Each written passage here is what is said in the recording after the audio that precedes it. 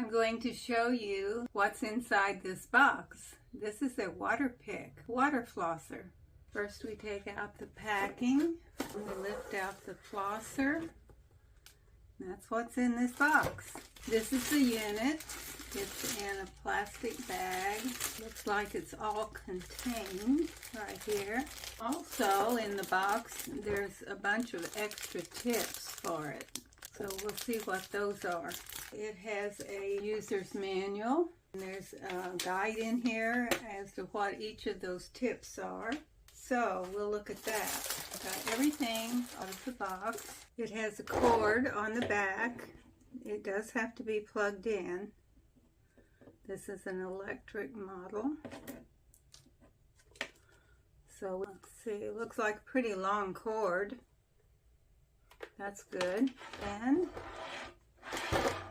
here is where you put the water. Lift up this lid and pull this container out. The measurements are on one side so you can tell how much water you're putting in. Put the water in it and set it back in and put the lid down, and then it's ready to use. You have to put a tip into it. Here's the handle for the tip, and we're going to go through the tips now and see which one we want. The first one looks like, let me see. This is just a plain tip. This is what we want for everyday use. So we put it in until it clicks. And then there's an on and off button here. Then when you're ready to use the pick, you're going to turn this one up to on, which will let the water shoot out. When you plug this in, it looks like there are two settings, floss and massage, and then numbers that go from 1 up to 10 and a dial. Press the top button to turn it on. Press this second button to put it on floss or massage, and you set the button on the level of how hard you want the water to shoot out of the pick. Then you're ready to floss. Turn this button on like that, just push it up and the water will come out. So put this in your mouth before you turn this button on, or you'll have water everywhere.